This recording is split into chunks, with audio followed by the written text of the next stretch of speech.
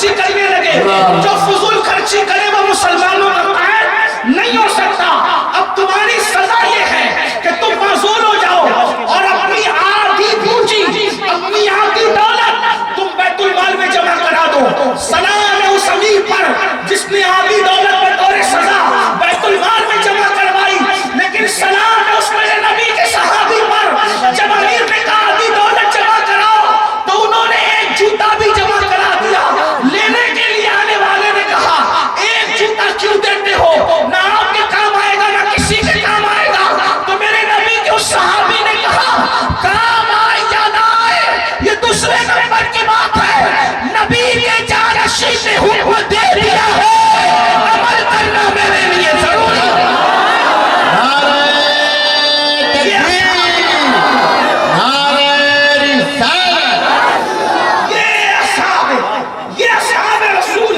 لیکن یہاں ایک بات تھوڑی سی عرض کر دوں، خو گرے حمد سے تھوڑا سا گلا بھی سن. خالد ابن ولید جیسی ہستی اپنی شان میں شعر سن کر اگر کسی کو نظر دے دے کرم فرمائی کر کے تو ان کو معذور کر دیا جاتا ہے.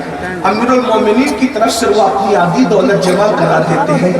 اگر آج کے ان جلسوں کا ماحول امیر المومنین فاروق اعظم دیکھتے ہیں تو آپ کو کہاں رکھ کر مجھے کہاں رکھتے اس کا خیال ہے. غور فرمائیں، بڑی معذرت کے ساتھ ہم تو اپنے لوگوں کو بٹھا کر کے ان کی شان میں ایسی ایسی کرامتیں پڑھتے ہیں جھوٹی گڑ گڑ کے. اللہ کی پناہ، خالد ابن ولید کی کرامت سب سے بڑی تو یہی ہے کہ حضور ان کو سیف اللہ کہہ رہے ہیں. حضور کے وہ صحابی ہیں، اللہ کی تلواروں میں سے تلوار ہے. ہمارے یہاں حالات بہت بگڑتے جا رہے دن بدن، اور اگر ہم نے شریعت کو نافذ نہیں کیا اور تعویل پر تعویل کرتے رہے تو اتنی دور چلے جائیں گے ہم بدعتوں میں ڈوب کر کے کہ اصل دین کا دامن ہمارے ہاتھ سے نکل جائے گا. اللہ اکبر. اسی لیے میں آپ سے عرض کرتا ہوں، ہزاروں کا مجمع کسی کے دل میں بات اترے. میں نے 50 مرتبہ کہا کہ ایک ایک خطیب کو 50 ہار مت پہناؤ، پھر بھی آپ مانتے نہیں. کم از کم دوسروں کے لیے نہیں مانتے، میں کہتا ہوں میرے لیے تو مان جائیں. ایک لوگ کہتے ہیں اس کو پھول سے کیا نفرت ہو گئی، یہ بدعتی دھنی ہو گیا. میرے عزیز پھول سے نفرت نہیں ہوئی، میں صرف یہ کہنا چاہتا ہوں 50 مت ڈالو، ایک ہی ڈالو. ایک سے بھی توقیر ظاہر ہو سکتی ہے، مہمان نوازی ہو سکتی ہے. کیونکہ میری قوم کے جوانوں ہم اس بات پہ رونا رو رہے ہیں. آپ 50 پھول ڈال رہے ہو، آپ کی بستی کے کئی درجن بچے ایسے ہیں جو اسکول کی فیس نہ بھرنے پر آؤٹ لے چکے ہیں، ان کے پاس پیسے نہیں ہیں. تو یہ ہمارے پھولوں کے ہاروں کو بچا کر آپ ان کی فیس بھر دیجئے آپ کے سال ثواب کے لیے، ہمارے سال ثواب کے لیے. ترجیحات میں نظر ڈالیے، خدا کی عزت کی قسم اگر مجھے پھولوں میں بھی تول دو تو جو امین القادری ہے وہی امین القادری رہے گا، نہ گھٹے گا نہ بڑھے گا. اور اگر گالیوں میں تول دو گے تو بھی نہ گھٹے گا نہ بڑھے گا. اس لیے کہ جس سے اللہ راضی ہے اس کی عزت کو کوئی گھٹا نہیں سکتا، اور جس سے اللہ ناراض ہے اسے کوئی معزز بنا نہیں سکتا. اس لیے پھولوں پہ توجہ کرنے کی بجائے رضائے الہی پر توجہ کرو، ترجیحات پر توجہ کرو. میری گزارش ہے. تو میں عرض یہ کر رہا تھا، عمرو ابن عاص صحابی رسول فرماتے ہیں میرا خیمہ نہیں اکھڑے گا، ہم سب قلعے میں منتقل ہو جائیں گے. پوچھنے والے نے پوچھا امیر کو کیا جواب دیں گے اگر خیمہ نہ اکھاڑے؟ تو کہا جتنا خیمے کی رقم لگی ہے وہ میں اپنی جیب سے دینے کے لیے تیار ہوں، لیکن خیمہ اکھڑنا نہیں ہے. تو لوگوں نے پوچھا کیوں خیمہ نہیں اکھڑے گا؟ تو حضرت عمرو ابن عاص کہتے ہیں ایک کبوتری نے گھونسلہ بنا کر اس میں انڈے دے دیے ہیں، اگر خیمہ اکھاڑتے ہو تو گھونسلہ بھی ٹوٹ جائے گا اور انڈے بھی ٹوٹ جائیں گے. اگر تم نے کسی کا گھر اجاڑ دیا تو تمہارے گھر میں سلامت نہیں رہیں گے. مجھے روپیے خرچ کرنا تو گوارا ہے، مگر کبوتری کا گھونسلہ اجڑ جائے مجھے یہ گوارا نہیں ہے. رسول اللہ کے تربیت یافتہ اصحاب ہیں، اتنے نیک لوگ ہیں، اتنے نیک کہ جن کو دیکھنے سے جہنم حرام ہو جائے. سبحان اللہ. زیارت کرنے سے، صحابہ کی زیارت سے بھی جہنم حرام ہو جاتی ہے. مگر اب سنو، फकीह लिख रहे हैं, इसके जिम्मेदार फकीह, मैं सिर्फ नकल कर रहा हूँ इबरत की खातिर, वरना हमारा अकीदा यही है हर सहाबी नबी जन्नती जन्नती। हुजूर का हर सहाबी जन्नती है, मगर अल्लाह अकबर, मेरी कौम के जवानों तवज्जो से सुनना। अब्दुल्ला इब्न अम्र इब्न आस कहते, बाबा आपने कहा था कि मैं पूछूंगा मौत कैसे आती है, तो बाबा आप मुझे बताएं ना कि मौत के वक्त कैसा लगता है। तो अब अम्र इब्न आस फरमाते, मेरे बेटे मौत के वक्त सीने पर इतना बोझ महसूस करता है इंसान, आसमान और जमीन समेट के अगर किसी के सीने पे रख दिए जाए तो उतना बोझ महसूस नहीं होता जितना बोझ मौत के वक्त इंसान को महसूस होता है। ये कौन कह रहा है?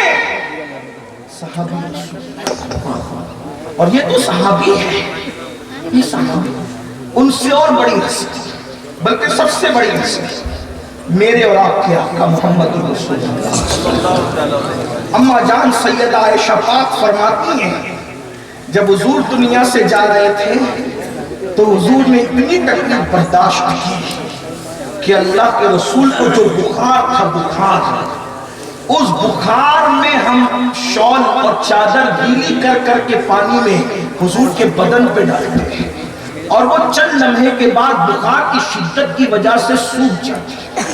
हुजूर अलैहिस्सलाम ने ठंडे पानी के कटोरों में हाथ रखे और हाथ रख के पानी उठा उठा करके हुजूर चेहरे पे मल के कहते हैं, मौत की तकलीफ बड़ी सख्त।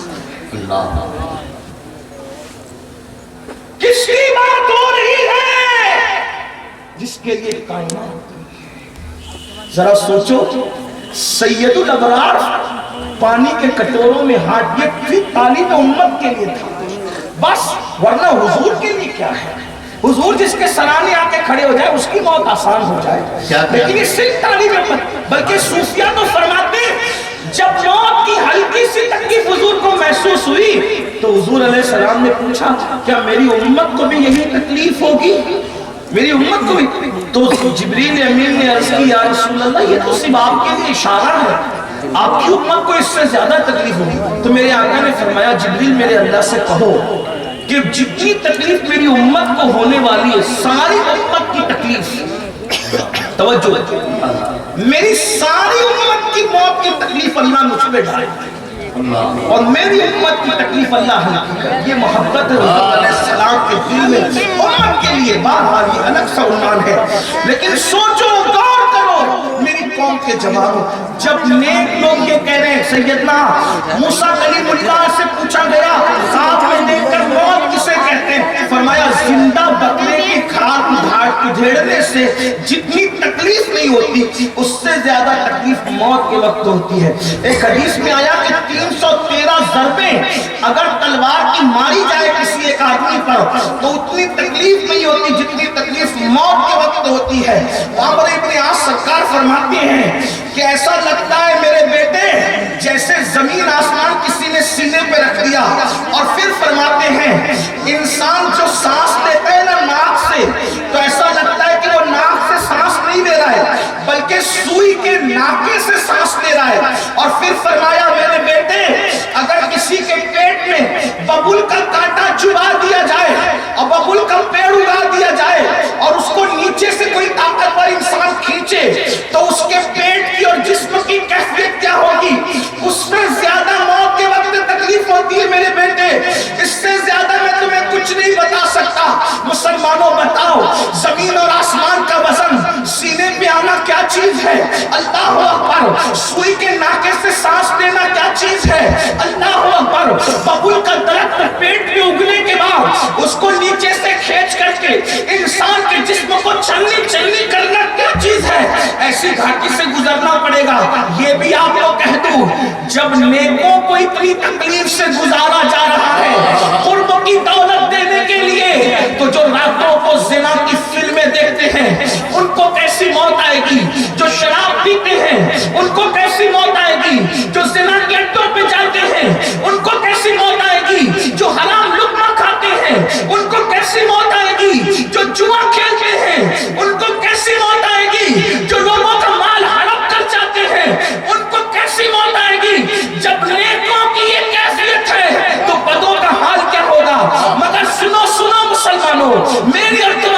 सच्चे सुच्चे सादिक व मसदूक नबी फरमाते हैं, अगर मौत के वक्त किसी खुश नसीब को कोई अच्छा कारी मिल जाए, कुरान की तिलावत करने वाला मिल जाए, ये कि उसके सराहने बैठ के कोई कुरान पढ़े, तो आका इरशाद फरमाते हैं, कुरान पढ़ने की बरकत से अल्लाह मौत की सख्ती को आसान कर देता है, मौत की मुसीबत को दूर कर देता है। अब मैं इतने हजारों मुसलमानों से पूछना चाहता हूँ, जब कुरान पढ़ने की बरकत से वो मरने वाला नहीं पढ़ रहा है, बल्कि कोई बैठकर बाजों में पढ़ रहा है, कोई दूसरा पढ़ रहा है, तो दूसरे के पढ़ने से जब मौत आसान हो जाती है, अगर इंसान खुद कुरान पढ़े तो उसकी जिंदगी की वो आसान नहीं हो सकती। इसलिए कि जिंदगी की कोई मुसीबत मौत की मुसीबत की तरह नहीं है। तो जब मौत की मुसीबत कुरान की बरकत से दूर होती है, मौत में मुसीबत देने वाला कौन? मौत में मुसीबत देने वाला कौन? अल्लाह। मौत में मुसीबत मुसल्लत करने वाले कौन? फरिश्ते। मौत में तकलीफ पहुंचाने वाले कौन? फरिश्ते। अब बताओ मेरे आका अलैहिस्सलाम के दीवानों, जब फरिश्तों की तकलीफ कुरान की तिलावत की बरकत से दूर हो जाती है, तो अगर तुम्हारा दुश्मन तुम्हें तकलीफ पहुंचाने पर आए और तुम कुरान पढ़ो, तो दुश्मन की तकलीफ क्यों नहीं दूर हो सकती? जिंदगी की तकलीफ क्यों नहीं दूर हो सकती? मगर बड़ी माजरत के साथ आप सब पढ़ना चाहते हैं, कुरान नहीं पढ़ना चाहते। अरे कुरान पढ़ करके देखो। यहाँ तो हाल ये है मेरे भाई, हमें कुरान पढ़ना आता ही नहीं। सूफिया फरमाते हैं, जिसने तिलावत कुरान नहीं सीखा वो क़यामत के दिन अंधा उठेगा अंधा। इसलिए कुरान पढ़ना सीख लो, कुरान की तिलावत करना सीख लो। 3 महीने किसी अच्छे हाफिज़े कुरान को दोगे तो इंशाअल्लाह वो कम से कम 5 पारे आपको पढ़ा देंगे, 5 पारे उस्ताद पढ़ा दे, 25 पारे आप खुद ही पढ़ने के काबिल हो जाएंगे। लेकिन कुरान पढ़ना सीख लो। कंप्यूटर सीखा है, मोबाइल सीखा है, गाड़ियां सीखी है, सब कुछ सीखा है, 25-25 साल दुनिया की डिग्रियां हासिल करने में लगाया है, 3 महीने कुरान पढ़ने में लगा दे। कुरान भी सीख लो, कुरान पर अमल भी कर लो। मुझे बताओ मुसलमानों, आज हमारी जिंदगियों में कुरान कहाँ है? इसलिए कि जिसे कुरान पढ़ना नहीं आता वो कुरान पर अमल कब करेगा? आज मुसलमान अगर मुसीबतों से निजात चाहते हैं तो आओ कुरान पढ़ो। बड़े से बड़ा ताकतवर अगर तुम्हारे कल्बों में ना घुस जाए तो फिर कहना।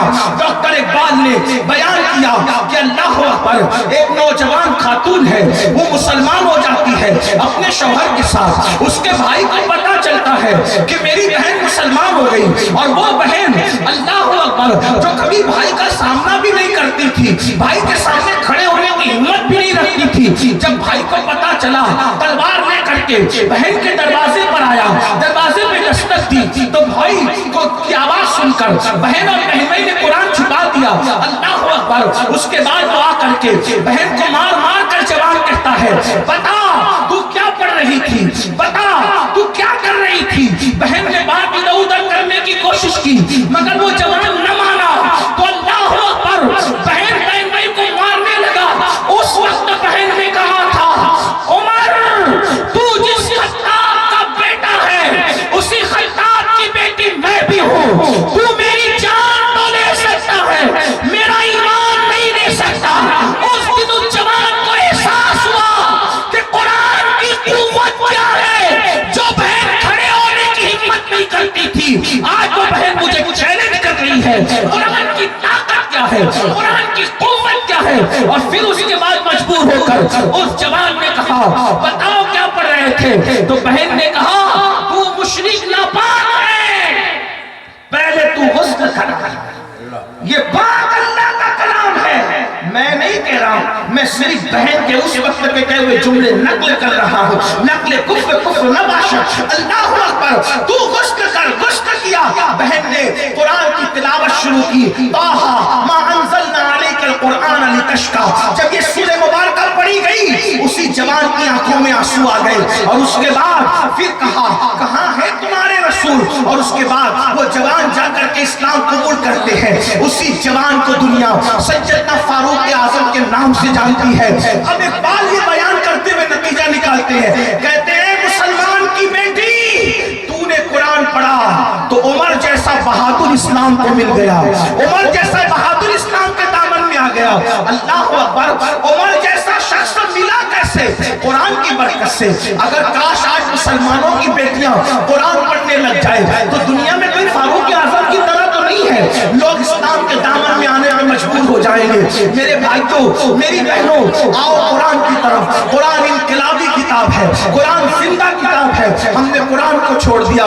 بڑی معذرت کے ساتھ یہ بھی کہتے ہیں ہمیں استادوں کے وظیفے یاد ہیں، ہمیں پیروں فقیروں کے وظیفے یاد ہیں، قرآن کی صورتیں کیوں نہیں پڑھتے؟ میرے بھائیوں، قرآن کی صورت سے بڑھ کر کوئی وظیفہ نہیں. اگر ڈاکٹروں نے کہہ دیا لاعلاج بیماری ہے، 41 بار سورہ فاتحہ پڑھو اس میں شفا ہے. اچھا کچھ لوگ یہ کہتے ہیں نہیں مولانا ہماری زبان میں تاثیر نہیں اور یہ نہیں اور وہ نہیں. میں آپ سے صرف اتنا کہنا چاہتا ہوں اگر یقین کے ساتھ قرآن پڑھو تو آج بھی قرآن کی تاثیر وہی ہے، قرآن کا اثر وہی ہے. میرے بھائیوں، ایک دور وہ تھا مسلمانوں کی مسجد کے سامنے غیر مسلم عورتیں اپنے بچوں کو لے کر کے کھڑے رہتی تھی تاکہ یہ کوئی مسجد سے نکل کے دم کریں گے تو بچوں کو شفا ہو جائے گی، اور بچوں کو شفا ہو جاتی تھی. وجہ یہ ان کا یقین تھا. اندازہ تو کریں اگر کوئی منکر اسلام بھی قرآن پر اس اعتبار سے یقین کر لے تو اس اعتبار سے اس کو برکت نصیب ہو جاتی ہے. مسلمانوں ہم کہاں ہیں؟ آؤ قرآن کی طرف آؤ، کتاب اللہ کی طرف آؤ. بڑے سے بڑا سرکش تمہاری قدموں میں زیر ہوگا. قرآن کی طرف آ کر تو دیکھو اللہ کے رسول علیہ السلام نے 23 سال کی قلیل مدت میں جو انقلاب برپا کیا تھا وہ انقلاب علمی انقلاب تھا، قرآن کا انقلاب تھا. آئیے مجھے ایک روایت یاد آ رہی ہے، اس کو سننے پھر اینڈ کی طرف چلتے ہیں. ایک مرتبہ کا واقعہ ہے. اللہ اکبر، اللہ اکبر. ایک شخص جن کو دنیا طفیل ابن عمرو کے نام سے جانتی ہے وہ مکہ آئے ہوئے تھے، اور مکہ آنے کے بعد پہلی ملاقات ابو جہل سے ہو گئی. وہ بہت بڑے تاجر تھے. ابو جہل سے ملاقات ہوئی. ابو جہل نے کہا سن محمد نام